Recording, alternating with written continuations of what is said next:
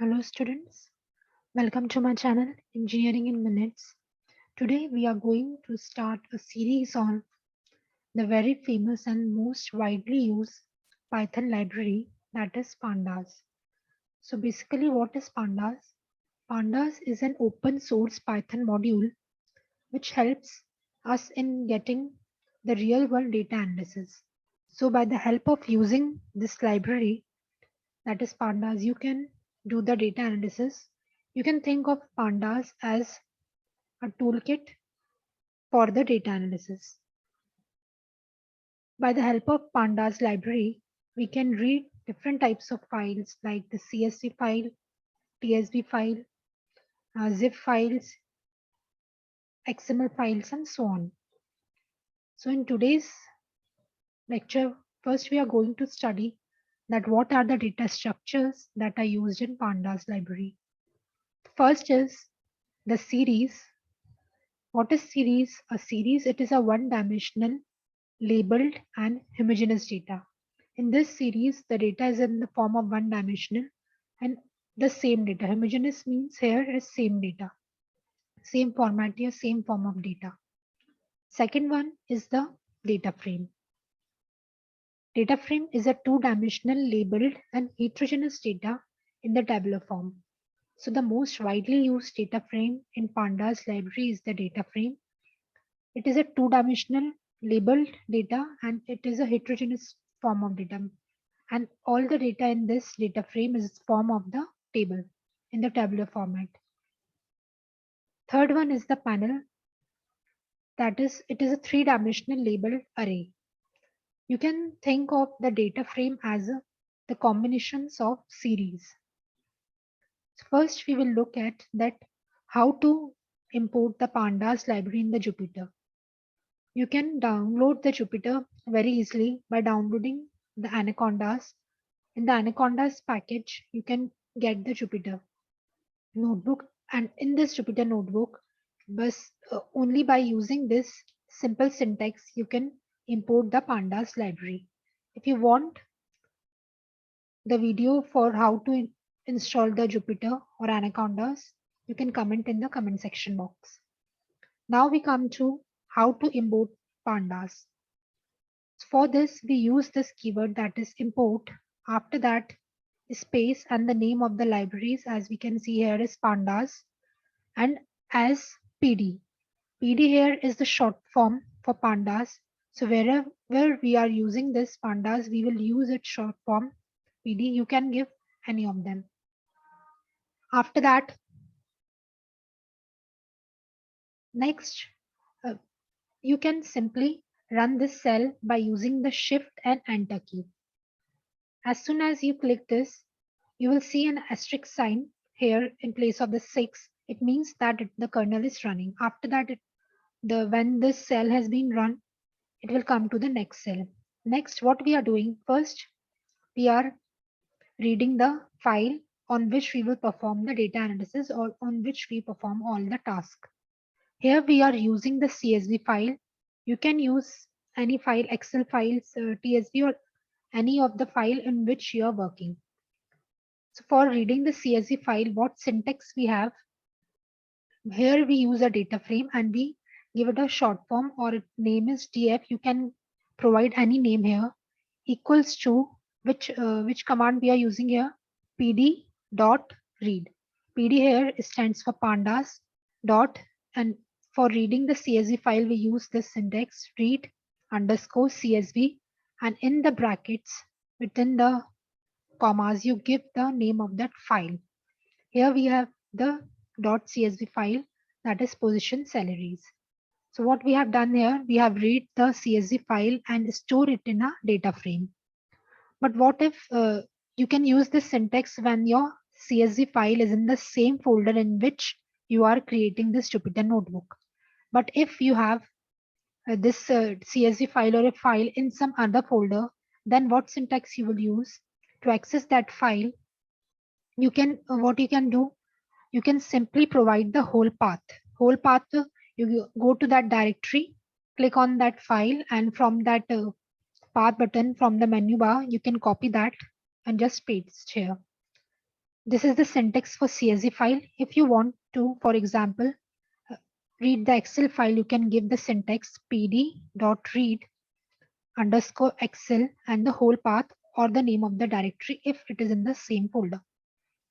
Next, what we have to do, we have imported the pandas library. After that, we have stored the CSV file in the data frame. Now our data frame is ready. So to check that data frame, what we will do, we simply give the name of that data frame which we have assigned df and just shift plus enter to run this cell. You can see that this is our whole database. We have exactly around 10 rows, 0 to 9. But this is a very small file. But what we have to do when we have millions of rows and columns in our file, when we work on that, so we don't print the whole database. Just we can use the commands which we will learn in the next step to print the what type of data we have in our database rather than printing the whole database. You can use this command, this syntax also for printing the database data frame, that is df and then parenthesis this semicolon. This will also work the same. We will learn the how to use this parenthesis and semicolon and with the other numbers also in the next videos.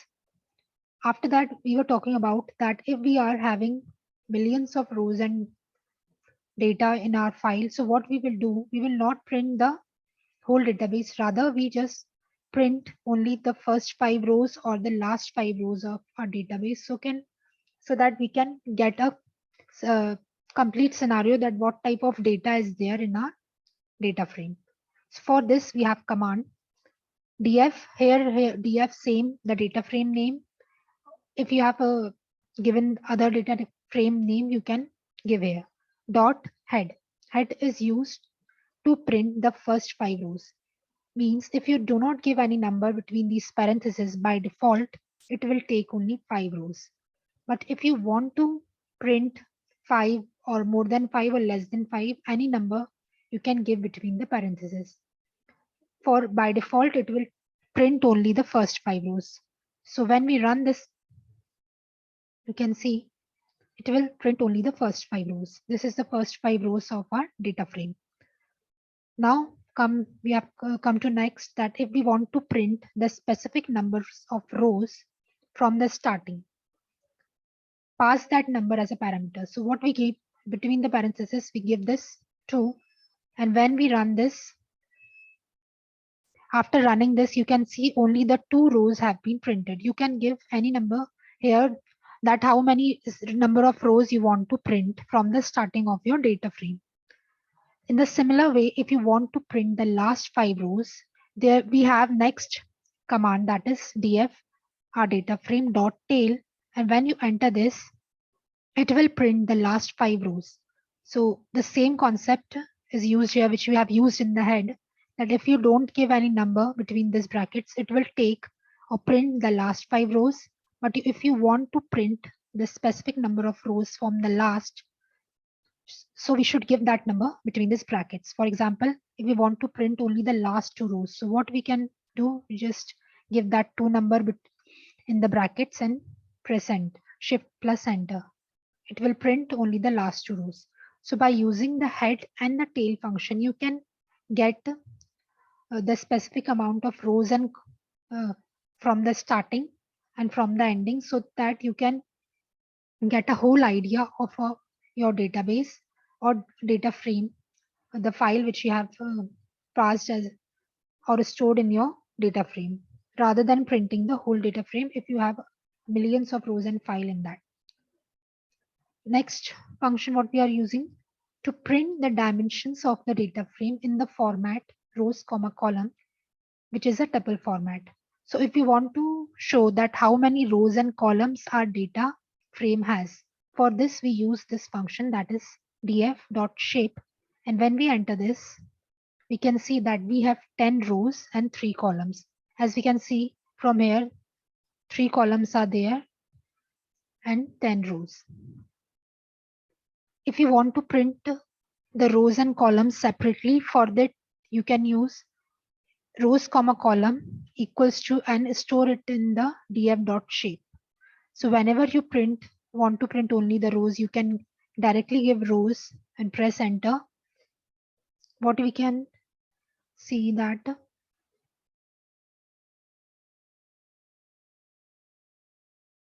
it will print only the rows.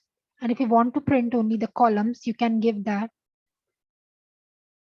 It will print 3, only the column names. So till now, what we have learned how to print the specific or first 5 rows from the starting and from the ending to get the whole idea of our data frame. After that, if we want to print the rows and columns, we can use df.shape. Now we come to the next function. If we want to print only the specific rows, for example, if we want to print only first 4 rows, so for that we can use this syntax df, that is our data frame, in the parenthesis first 1 2, and this is the colon, this is the starting point and this is the ending, but here the 5 is not included. Means if we want to print the rows from 1 to 4, you have to specify here 1 to 5, then it will print the rows 1 2 3 4, because in this the syntax, the end term is not included. So in our next lecture, we will continue about the columns and the operations which we can perform on the columns in our data frame.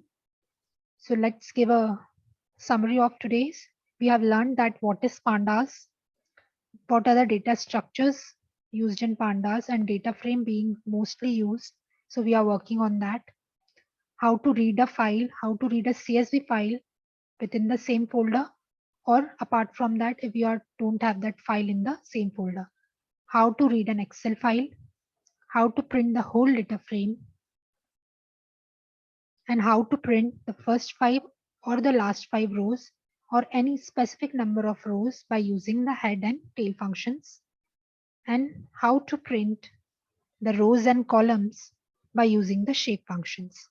In the next lecture, we will continue the operations of the columns.